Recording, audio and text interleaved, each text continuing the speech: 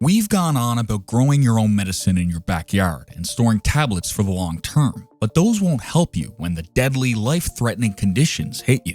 When war breaks out, if there are even any hospitals left standing, the ones that are operational aren't going to be stocked or equipped to treat your blood pressure or your infected wound.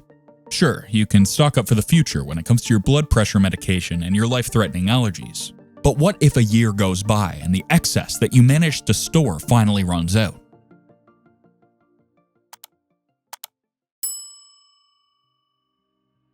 Here are a few loopholes to get your hands on medication to some pretty serious chronic conditions, and ingenious quick fixes that can get you out of trouble for the time being. We're going to start off with the condition that's going to cause fatalities the fastest when the system goes down: diabetes.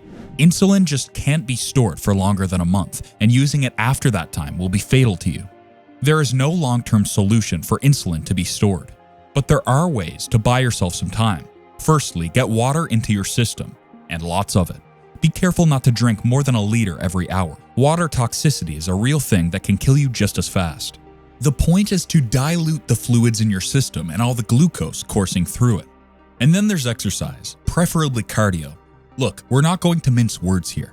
It's going to be hell for you to even attempt to run 5 yards when your blood sugar is sky high. And you can even run the risk of having a heart attack if you push it too hard. But while you sip on that water bottle and you're looking for places that have the medication you need, jog, walk, punch a bag, anything to get your heart rate up. The glucose gets transferred into energy for your muscles, and after a good 20-minute hard workout, you can at least buy yourself 24 hours. High blood pressure. High blood pressure isn't the kind of condition that just springs up out of nowhere. It builds slowly over time, getting more pronounced as the years go by, usually anyway. By the time you're on permanent medication, you'll know the signs, and you should be able to tell when your system is getting dangerously close to a cardiac event. Before it gets to that point, here are some unconventional tips to alleviate it. Go pee. Urinating can significantly reduce blood pressure in seconds. In the same way that stress can bring blood pressure up, the same triggers for emotional stress are activated when your colon and your bladder is full. Then there's garlic. Pound back as much of it raw as you can.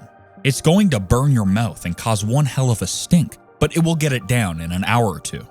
Then there's the Hail Mary pass: vinegar and cinnamon.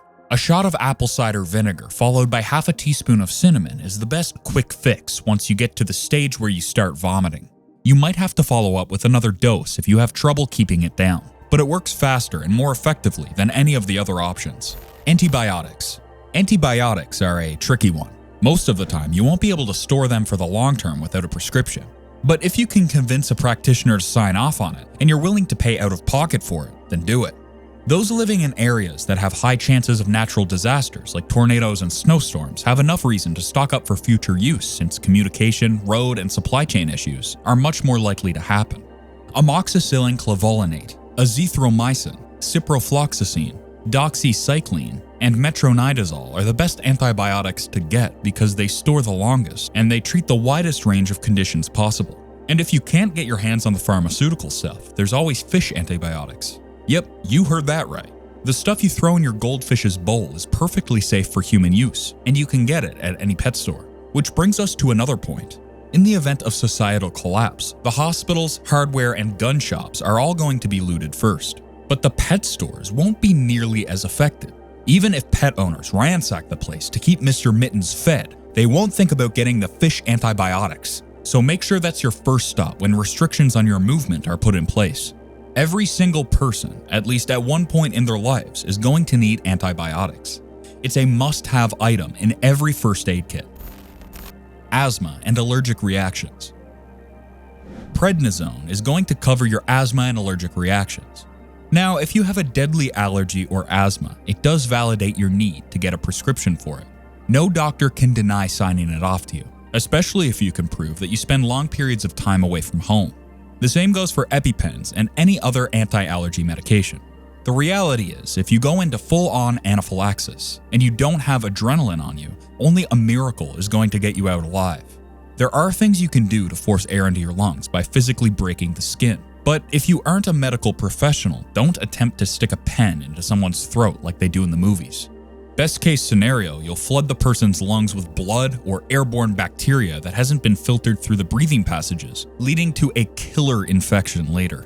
Viral infections are much different than other run-of-the-mill bugs. For one, viruses can't be treated with antibiotics at all. The most deadly viruses like polio, measles, and the like are best avoided by getting your vaccinations up to date. Most viruses are supposed to run their course without much intervention, and only the symptoms are treated. Painkillers for the headache, paracetamol for the fever, things that you should have in your arsenal anyway.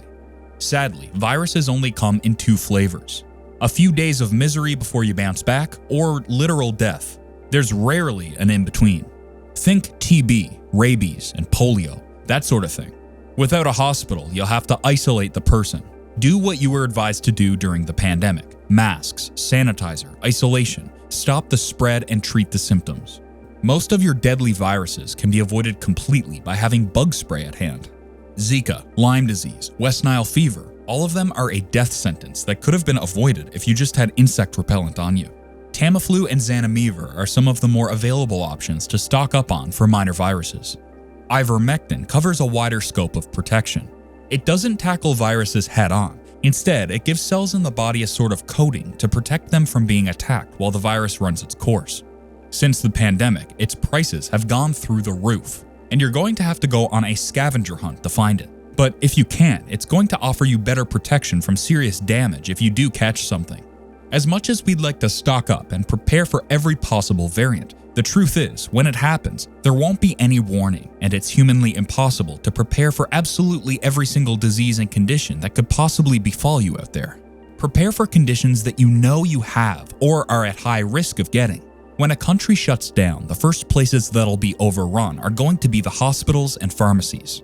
Look at what happened during COVID. People were dying left, right, and center. Not from COVID, but because they couldn't get very manageable conditions treated with all the shortages. The calm before the storm is now. Prepare yourself before the clouds break. This is Threat to Survival. Prepare today. Thrive tomorrow. Embrace the threat to survival.